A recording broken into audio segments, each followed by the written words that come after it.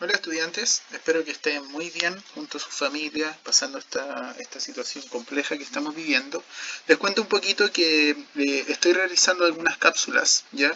Para poder apoyarla en el desarrollo también académico que tengan, específicamente sobre el tema de las guías que se van realizando, ¿ya?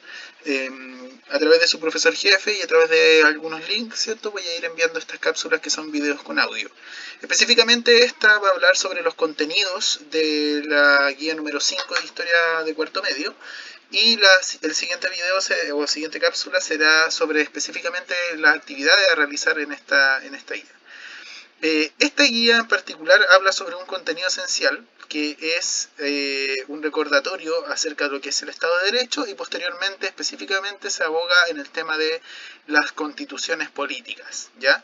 Para recordar un poquito, chiquillos, lo que es el Estado de Derecho y si no ha quedado claro, el Estado de Derecho es un sistema en cómo funciona un Estado en base a un sistema de leyes e instituciones, ¿ya? Que están basados en la Constitución, que es una Constitución escrita. Es fundamental entender que el Estado de Derecho se basa principalmente en que los países que están basados en el Estado de Derecho se basan en la ley, ¿ya? Por eso de derecho, ¿ya? Y es fundamental eso porque al ser un Estado que está regido por el tema de las normativas, de los derechos y los deberes que debe tener ya sea las instituciones o los mismos ciudadanos, es reglamentada, ordenada y estructurada, ¿ya? Y busca por fin, evidentemente, el bien común, ¿ya? Al final de cuentas, las leyes que prohíben ciertas situaciones no es que la prohíban simplemente por un tema de idiosincrasia o cultural, sino que también tiene que ver con que no haya efectos adversos a alguna parte de la población. ¿Bien? Este sistema o Estado de Derecho se traduce en la idea del imperio de la ley, ¿cierto? La división de los poderes, la autoridad y la garantía de los derechos humanos. Es importante entender que todo este tema del Estado de Derecho se basa principalmente en que tiene que existir una constitución. ¿Por qué una constitución? Porque antes de la creación de las constituciones, que ahí vamos a ver lo que son, ¿cierto? Que son escritas generalmente, ¿cierto?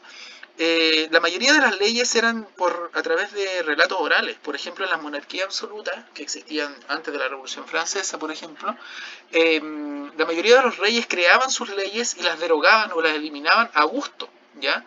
Y eso provocaba mucho el abuso del poder. En cambio, una constitución que estaba por sobre el rey, que estaba por sobre las instituciones, que estaba por sobre los ciudadanos, mantenía una estructura, un orden y una jerarquía que era casi inmutable. Y en ese sentido, permitía que la ley no fuera algo simplemente que se utilizara a conveniencia, sino que algo a que se debía obedecer, que se debía estructurar y que permitía organizar y mantener los derechos y deberes de las personas. Y sobre todo, en la actualidad, ¿cierto?, plantear las garantías de los derechos humanos.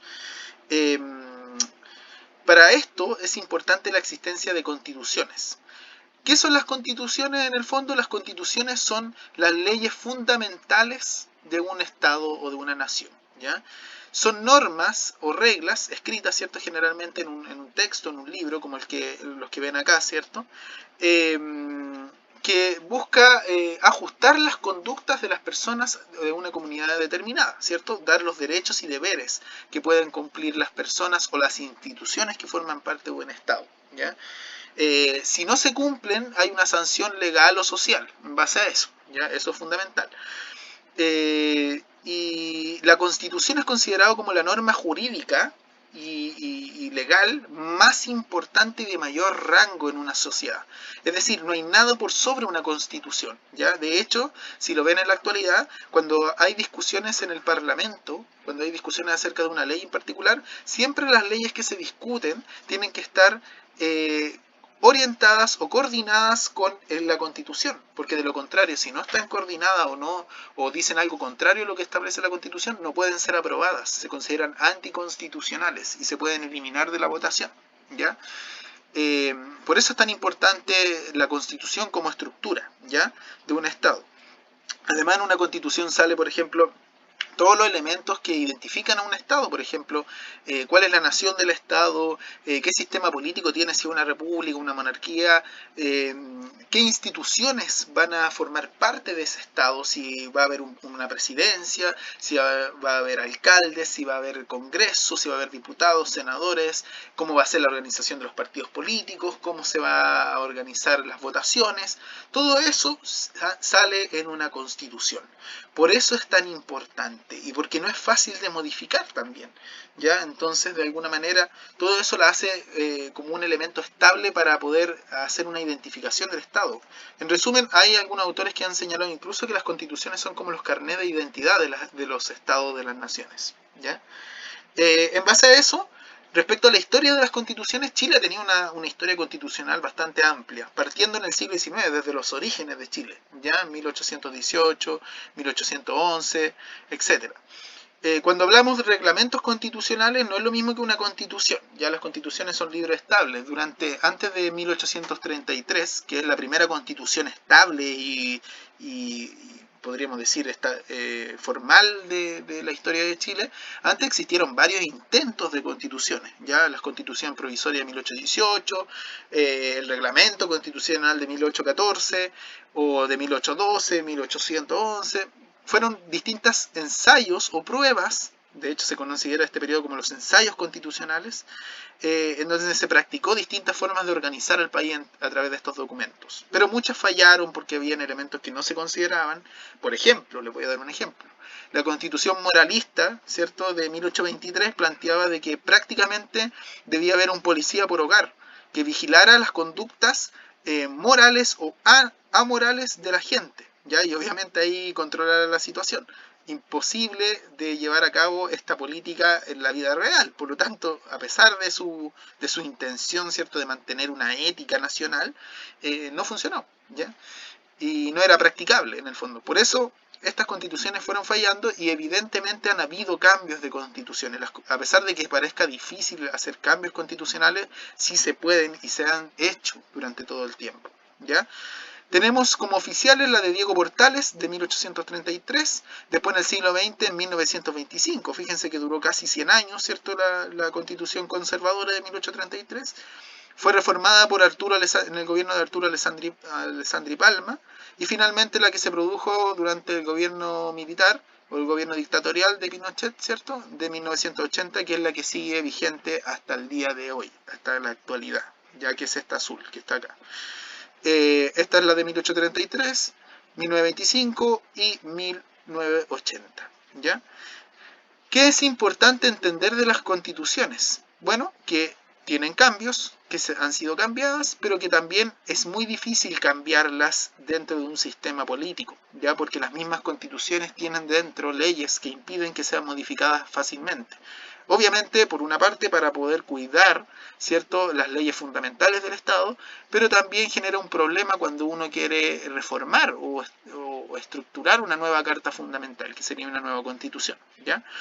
La constitución específica de 1980, que es la que tenemos hoy en día, por ejemplo, plantea, esta constitución fue creada de alguna manera por la junta militar, ¿ya?, que existía en ese momento, que había gobernado hasta mucho tiempo después, hasta 1980, a través solamente de decretos de leyes. O sea, seguían ocupando la constitución de 1925, aunque en la práctica no la ocupaban, sino que simplemente la dejaron eliminada, y ocuparon decretos de leyes sueltas que existían en el derecho chileno, ¿ya?, para gobernar, hasta que eligieron una comisión de estudios constitucionales, un grupo de abogados, ¿cierto?, que se preocupaba principalmente de estudiar las constituciones, que se conoció como la Comisión Ortúzar, por la persona esencial que formaba parte de ese grupo que iba a crear esta constitución. Y ellos elaboraron un proyecto de constitución, ¿ya? Ese proyecto de constitución después fue llevado al gobierno como idea, el gobierno lo aceptó, ¿cierto? Y se hizo un proceso de votación, evidentemente un plebiscito, en donde se debía votar esta constitución. Esta constitución estuvo fuertemente influida por Jaime Guzmán Errázuriz, que era el fundador del gremialismo, o de la UDI, como ustedes conocen hoy en día, ¿ya?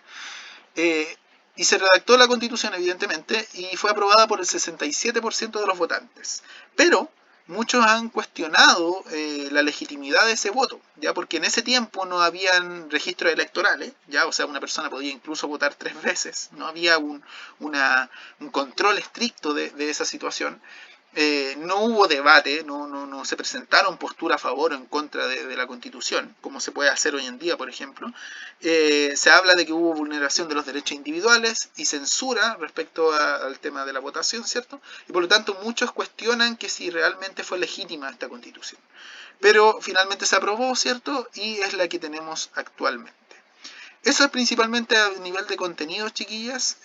Vamos a dejar hasta aquí esta primera cápsula y después les paso a explicar las actividades, las distintas actividades que se les pide en esta guía.